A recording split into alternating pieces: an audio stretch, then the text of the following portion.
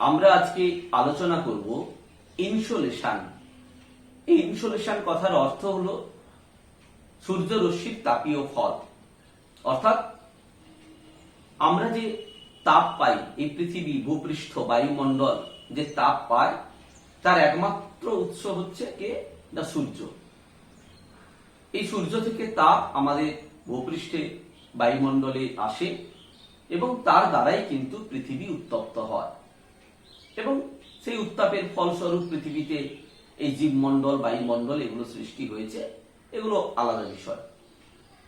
তো সূর্য থেকে যে তাপ নির্গত হয় তার খুব কম পরিমাণ কিন্তু আমাদের এই পৃথিবীতে আসে, কিন্তু বায়ুমণ্ডলের আগে পর্যন্ত যে অংশ তার কোথাও কিন্তু এই সূর্যরশ্মির তাপীয় ফলের কোনো প্রভাব থাকে না।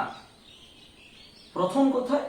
না সূর্য থেকে যে তাপ শক্তি নির্গত হয় একেবারে প্রথমে বায়ুমণ্ডলের একেবারে বহির দেশে, অর্থাৎ যেখানে বায়ুমণ্ডল শুরু হলো সেখানেই প্রথম কি হচ্ছে না একেবারে বায়ুমণ্ডলের ওপরের স্তরে অবস্থিত পৃষ্ঠদেশীয় তলের ওপরই লম্বভাবে একটি ধ্রুবক মানে সৌরশক্তি পতিত হয়, যাকে আমরা সৌর ধ্রুবক বলি। আর এই সৌর ধ্রুবকের পরিমাণের উপর ইনসোলেশন অনেকটা নির্ভর করে এবং সূর্যরশ্মির তাপীয় ফলের প্রভাব আমরা আলোচনা করি। তাই সূর্যরশ্মির তাপীয় ফল আলোচনা করার ক্ষেত্রে এই সৌর ধ্রুবকের মান অত্যন্ত গুরুত্বপূর্ণ। তো যাই হোক, আমরা সৌর ধ্রুবক আলাদা করে পরে বুঝব। আমরা জানি যেহেতু সূর্য থেকে পৃথিবীর গড় দূরত্ব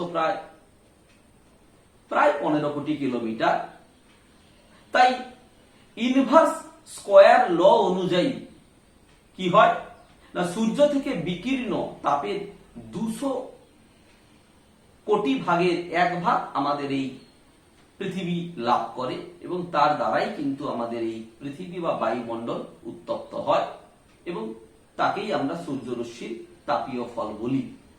আমরা জানি আবার যে তাপ পৃথিবীতে আসে, বায়ুমণ্ডলে আসে, আমরা হিট বাজেট যখন পড়ব তার বেশ কিছু অংশ আবার ফিরে চলে যায়, অ্যালবেডো রূপে ফিরে চলে যায়। কিছু অংশ কার্যকরী সৌর বিকিরণ হিসেবে বায়ুমণ্ডলকে উত্তপ্ত করে।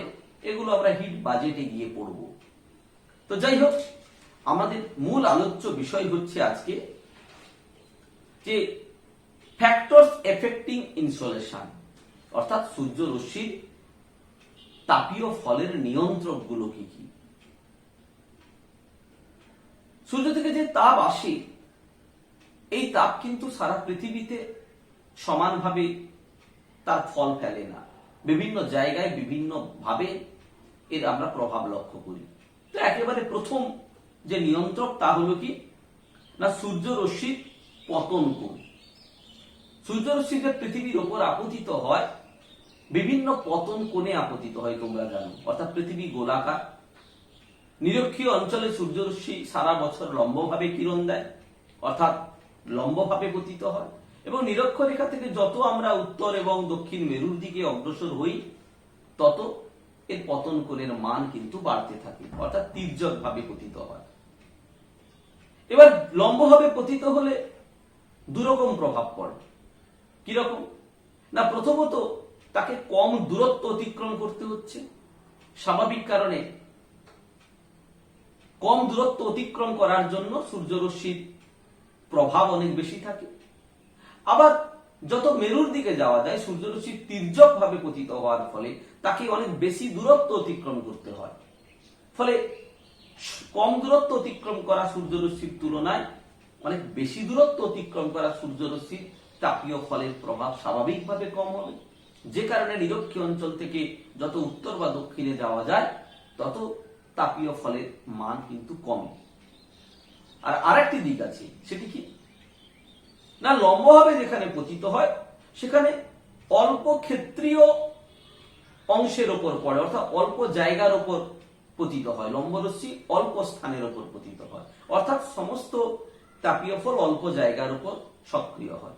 আবার তির্যক ভাবে পড়লে কি হয়, অনেকটা বেশি জায়গার উপর পতিত হয়। স্বাভাবিক কারণে তার তখন উত্তাপ প্রদান করার ক্ষমতা অপেক্ষাকৃত কম হয়। তো এই সূর্যরশ্মির পতন কোণের ওপর ইনসোলেশনের পরিমাণ বা সূর্যরশ্মির তাপীয় ফলের মান কিন্তু নির্ভর করবে। আমরা যদি একটা স্ট্যাটিস্টিক্স দেখি যে নিরক্ষীয় অঞ্চলে পতন কোণ 90 ডিগ্রি থেকে 66.5 ডিগ্রি, 90 ক্রান্তীয় অঞ্চলে 90 ডিগ্রি থেকে 43 ডিগ্রি এবং মেরু অঞ্চলে 0 ডিগ্রি থেকে 47 ডিগ্রি পর্যন্ত পতন কোণ হয়ে থাকে। ফলে পতন কোণে যত বেশি কোণে পতিত হবে তত সূর্যরশ্মির তাপীয় ফলের প্রভাব কিন্তু কমবে। আমরা 2 নম্বর নিয়ন্ত্রক বলতে পারি অক্ষাংশের পরিবর্তন। অনেকটা আমরা আলোচনা করলাম, অর্থাৎ নিম্ন অক্ষাংশ সেই একই কথা, 0 ডিগ্রি নিরক্ষরেখার কাছাকাছি অঞ্চলে সূর্যরশ্মি লম্বভাবে পতিত হয় বলে সূর্যরশ্মির তাপীয় ফলের মান বেশি হবে। আবার অক্ষাংশ যত বাড়বে, অর্থাৎ 0 ডিগ্রি থেকে 10, 20, 30, 40 করে যত আমরা মেরুর দিকে যাব তত অক্ষাংশ বাড়ে, 90 ডিগ্রিতে শেষ হয়। তাহলে যত উচ্চ অক্ষাংশের দিকে যাব সূর্যরশ্মি তির্যকভাবে পতিত হওয়ার কারণে কি হবে না সূর্যরশ্মির পতন কোণের মান, তাপীয় ফলের মান কিন্তু হ্রাস পাবে। 3 নম্বর নিয়ন্ত্রক হচ্ছে সূর্য থেকে দূরত্ব। এটা একটি গুরুত্বপূর্ণ বিষয়। আমরা একটু আগে বললাম সূর্য থেকে পৃথিবীর গড় দূরত্ব কত, প্রায় 15 কোটি কিলোমিটার।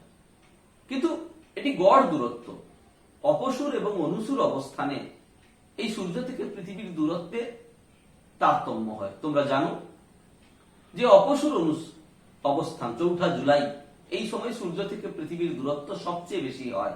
কত না প্রায় 15 কোটি 20 লক্ষ কিলোমিটার দূরত্ব বেড়ে যায়। আবার অনুসূর অবস্থানে সূর্য থেকে পৃথিবীর দূরত্ব অপেক্ষাকৃত অনেক কমে যায়, 14 কোটি 70 লক্ষ কিলোমিটার। তাহলে যখন অপসূর হয় সূর্য তখন পৃথিবী থেকে দূরে সরে যাচ্ছে, স্বাভাবিক কারণে তাপের প্রভাব একটু হলেও কমবে। আবার যখন সূর্য আমাদের কাছে চলে আসছে, পৃথিবী থেকে দূরত্ব যখন কমে যাচ্ছে, তখন কি হচ্ছে না তাপীয় ফল অনেকটা বেশি আসবে। তার জন্য বলা হয় সাধারণত ঋতুভেদে এই যে সূর্যের থেকে পৃথিবীর দূরত্বের তারতম্যের কারণে অপসূর অনুসূর অবস্থানের প্রেক্ষিতে প্রায় 6% মতো আগত সৌরশক্তির পরিমাণ হ্রাস বৃদ্ধি ঘটে। অর্থাৎ অপসূর অবস্থানে যতটা তাপশক্তি আসে তার চেয়ে প্রায় অনুসূর অবস্থানে 6% মতো তাপশক্তির পরিমাণ কমে যায়। তাহলে এটাও একটা সূর্যরশ্মির তাপীয় ফলের তারতম্যের নিয়ন্ত্রক। তারপর কি না দিন ও রাত্রের দৈর্ঘ্য। আমরা জানি পৃথিবীতে উভয় গোলার্ধে দিন এবং রাত্রির তারতম্য হয়। আমরা কেবলমাত্র বিষুব দিনগুলোতে অর্থাৎ 21শে মার্চ এবং 23শে সেপ্টেম্বর এই দুটো দিনেই পৃথিবীর সর্বত্র দিন রাত্রি সমান থাকে। অর্থাৎ সেই অর্থে যতক্ষণ সূর্যের আলো পায় ততক্ষণই সেই অংশ সূর্য থেকে তার অন্ধকারাচ্ছন্ন অংশে থাকে। কিন্তু বাকি দিনগুলোতে হয় দিনের পরিমাণ বেশি হয়, অর্থাৎ তাপীয় ফল বেশি পাচ্ছে, আবার যে অংশে রাত সেখানে তাপীয় ফল কম পাচ্ছে। অর্থাৎ দিন বড় হলে গ্রীষ্মকাল যে অঞ্চলগুলোতে, আমাদের উত্তর গোলার্ধে আমরা যদি বলি এপ্রিল, মে, জুন এই মাসগুলোতে যখন আমাদের গ্রীষ্মকাল চলে তখন দিনের দৈর্ঘ্যের পরিমাণ অনেক বেড়ে যায়, প্রায় 14 ঘন্টার কাছাকাছি চলে যায় 21শে জুন তারিখে। তো এই 14 ঘন্টা ধরে সূর্য কিন্তু কিরণ দিচ্ছে, ফলে তাপীয় ফল অনেক বেশি আসবে। ঠিক সমসাময়িক ওই সময়ে দক্ষিণ গোলার্ধে কি হচ্ছে না রাত বড়, দিন ছোট, দিনের পরিমাণ কত না প্রায় 10 ঘন্টা 11 ঘন্টার মতো। স্বাভাবিক কারণে 11 ঘন্টা ধরে সূর্যের আলো পড়বে, মানে সূর্যরশ্মির তাপীয় ফল অনেক কম আসে। অর্থাৎ যখন দিন বড় হচ্ছে তখন সূর্যরশ্মির তাপীয় ফল বেশি আসছে, অর্থাৎ সূর্যের তাপ বেশি সময় ধরে আসছে, ফলে তাপীয় ফলের মান অনেক বাড়বে। আবার রাত বড় হলে উল্টোটা হবে, সূর্যের তাপ অনেক কম আসবে। অর্থাৎ ইনসোলেশনের পরিমাণ ঋতুভেদে বা দিন রাত্রির তারতম্যের কারণে, দৈর্ঘ্যের তারতম্যের কারণে কিন্তু পরিবর্তিত হবে।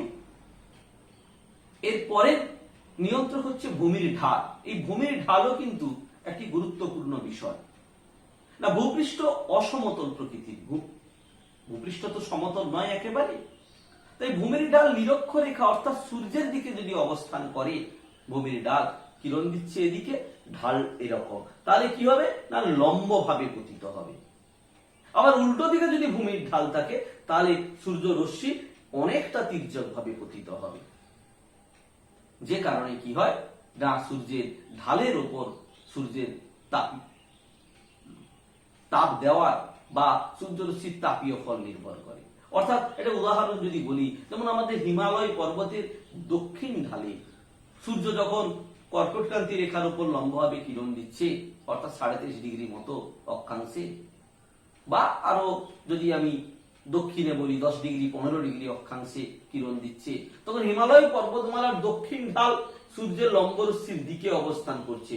ফলে যতটা সে তাপ পাবে তার উত্তর ঢাল কিন্তু অনেক কম পরিমাণ তাপ পাবে। তাহলে ভূমির ঢাল একটি গুরুত্বপূর্ণ নিয়ন্ত্রক। তারপর কিনা মেঘাচ্ছন্নতা। মেঘাচ্ছন্নতার উপর সূর্যরশ্মির তাপীয় ফল নির্ভর করে।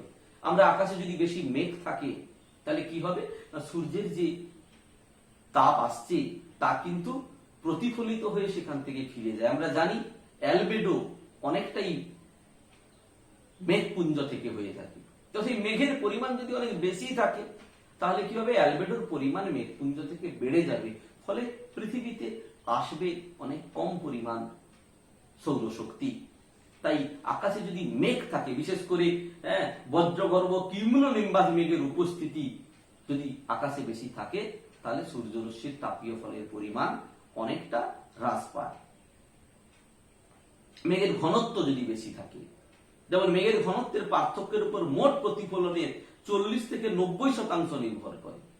অর্থাৎ আকাশে যদি মেঘ থাকে, যে কারণে আমরা যেদিন মেঘলা আকাশ সেদিন কিন্তু আমরা হয়তো পড়েছি যে মেঘ মুক্ত আকাশের তুলনায় মেঘযুক্ত সময়ে আমাদের গরম লাগে, সেটা আলাদা বিষয়, সেখানে তাপের প্রতিফলনগত ব্যাপার রয়েছে। কিন্তু আমরা যেদিন মেঘলা থাকে আকাশে সেদিন কিন্তু সূর্যের আলো যেদিন আসে না, আসতে পারে না, সেদিন কিন্তু খুব একটা গরম হয় না, সূর্যের তাপ কিন্তু পৃথিবীতে প্রবেশ করতে পারে না। ফলে মেঘাচ্ছন্নতা ইনসোলেশনের একটি বড় নিয়ন্ত্রক।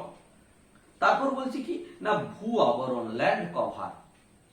না ভূপৃষ্ঠের উপর কি ধরনের আবরণ রয়েছে, অর্থাৎ আমরা যদি দেখি কোন অঞ্চলে তুষার ক্ষেত্র রয়েছে তাহলে অ্যালবেডোর পরিমাণ বেশি হবে, রিফ্লেক্টেড হয়ে চলে যাবে, ফলে সূর্যরশ্মির তাপীয় ফলের মান কিন্তু অনেকটা কমে যাবে। এই যে ভূভাগ বরফাবৃত হলে প্রতিফলনের হার হয়ে দাঁড়ায় ৭৫ থেকে ৯০%। জলভাগ আবার ৩০ থেকে ৭০% সূর্যালোক প্রতিফলিত করে। বনভূমির প্রতিফলনের পরিমাণ অনেক কম, মাত্র কত ৩ থেকে ১০%। অর্থাৎ তাহলে ভূপৃষ্ঠের উপরে কোথাও জলভাগ আছে, কোথাও বনভূমি আছে, কোথাও তুষারক্ষেত্র রয়েছে, এগুলোর উপর নির্ভর করে অ্যালবেডোর পরিমাণ। আর তার ফলস্বরূপ কি হয় না ভূপৃষ্ঠের সর্বত্র একই পরিমাণ সৌর বিকিরণ লাভ করতে পারে না ভূপৃষ্ঠ। এরপরে পয়েন্ট আমরা বলতে পারি সৌর কলঙ্কের উপস্থিতি। এই সৌর কলঙ্ক অত্যন্ত গুরুত্বপূর্ণ একটি জিনিস। না সূর্যের আলোক মণ্ডলের অপেক্ষাকৃত শীতল অংশকে সৌর কলঙ্ক বলে। সূর্যের পৃষ্ঠে এরূপ অসংখ্য সৌর কলঙ্ক থাকে। এগুলি তুলনামূলক কি না সূর্যের অনুজ্জ্বল অংশ। এগুলো সূর্য পৃষ্ঠের যেদিকে থাকে সেই দিক যদি পৃথিবীর দিকে থাকে তাহলে কি হয় না তাপ শক্তি অনেকটা কম আসে। আবার যখন সূর্য পৃষ্ঠের ওই দিকটা পৃথিবীর দিক থেকে সরে যায় তখন তাপের পরিমাণ, তাপীয় ফলের পরিমাণ একটু বেড়ে যায়। এই কারণে কি না সৌর কলঙ্কের পৃষ্ঠটি সরে গেলে পুনরায় পৃথিবী স্বাভাবিক তাপ পাবে। আবার সৌর কলঙ্কের পৃষ্ঠটি যদি পৃথিবীর দিকে আসে তাহলে কিছুটা কম তাপ পায়। প্রতি 11 বছর অন্তর অন্তর কিন্তু পৃথিবী একবার সৌর কলঙ্কের যে পৃষ্ঠের দিক সেদিকে পৃথিবী চলে আসে। তাহলে সৌর কলঙ্কের উপস্থিতিও সূর্যরশ্মির তাপীয় ফলকে প্রভাবিত করছে। তাহলে এগুলো মোটামুটি গেল কি না এগুলোর উপর ইনসোলেশন নির্ভর করে। অর্থাৎ খুব সাধারণভাবে যদি আমরা বলি ইনসোলেশন হচ্ছে সূর্যরশ্মির তাপীয় ফল। সূর্য তাপ দিচ্ছে, সেই তাপ পৃথিবীতে আসবে, বায়ুমণ্ডলে প্রবেশ করবে এবং কার্যকরী সৌর বিকিরণ হিসাবে তা বায়ুমণ্ডলকে উত্তপ্ত করে। কিন্তু এই আগত তাপ বেশ কতগুলো বিষয়ের উপর নির্ভর করে, যেগুলো আমরা আলোচনা করলাম। সেগুলো কি কি না, সেগুলো সূর্যরশ্মির পতন কোণের পরিমাণ, সেগুলো অক্ষাংশের পার্থক্য, দিবাভাগের দৈর্ঘ্য, ভূমির ঢাল, ভূপৃষ্ঠের ওপর আচ্ছাদন ল্যান্ড কভার, তারপর হচ্ছে সৌর কলঙ্কের উপস্থিতি, মোটামুটি মেঘাচ্ছন্নতা, এগুলোর উপরে নির্ভর করবে কি না সূর্যরশ্মির তাপীয় ফল। এটাই হলো ইনসোলেশন। এটা ভালো করে তোমরা পড়বে, খুব সোজা জিনিস, পরীক্ষায় আসে ইনসোলেশন কাকে বলে। ইনসোলেশনের নিয়ন্ত্রকগুলো, controlling factor, what is the controlling factors of insolation.